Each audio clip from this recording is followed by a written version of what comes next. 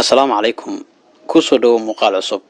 Muuqaalkeena maanta waxa uu ku saabsan yahay askari Mareykanka u dhashay oo nacay fara badan u hayay muslimiinta oo diinta Islaamka soo galay.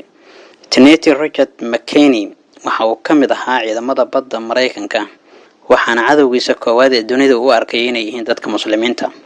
McKinney ayaa intii uu ku jiray ciidamada waxa uu iska karahsaday muslimiinta isagoo xitaa sameeyay xusuus qor dadkii uu ku laayay dalal badan oo caalamka sida Soomaaliya halkaas oo tacdiyo badan oo muslimiinta ka dhan ah uu ka geystay.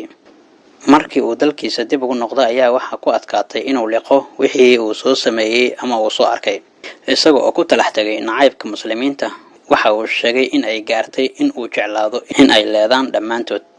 waxaan ku fikri jiray in haddii aan masjid qarxiyo aan dalkayga axsaan u sameynayo waa ay iga qasnayd xilligaas ayuu yiri McKinney ayaa qorsheynay inuu dhismo ku xiro bambo halkaas oo sidoo kale uu ku yaalo masaajid ay muslimiintu leeyihiin waxaana uu ugu talagalay in weerarka argagixiso uu ku dilo 200 qof uuna ogaa inay taasi dhici karto balse dan kama uusan lahayn.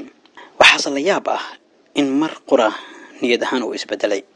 McKinney waxa uu tagay golihii muslimiinta dabcan ma uusan wadan bambooyinkii oo ugu talagalay inuu wax ku qarxiyo wuxuu la yimid su'aalo waxaana la siiyay Qur'aanka oo af Ingiriisi ku tarjuman isagoo oo soo noqon jiray si looga jawaabo su'aalo ay ku dhaliyeen aayaadka uu akhriyay.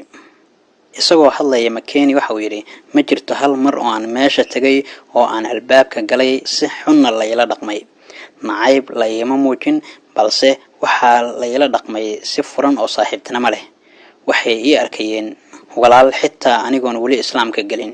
McKinney ayaa bilaabay inuu saacado ku qaato masjidka taasoo keentay in laba bil gudahood tawxiidka loo qabto oo uu islaamka soo galo. wuxuu haatan la dagaalamaa nacaybka iyo cuqdada loo qabo dadka muslimiinta ah isagoo dadka ku booriya in ay bartaan oo ay baaraan marka hore diinta islaamka.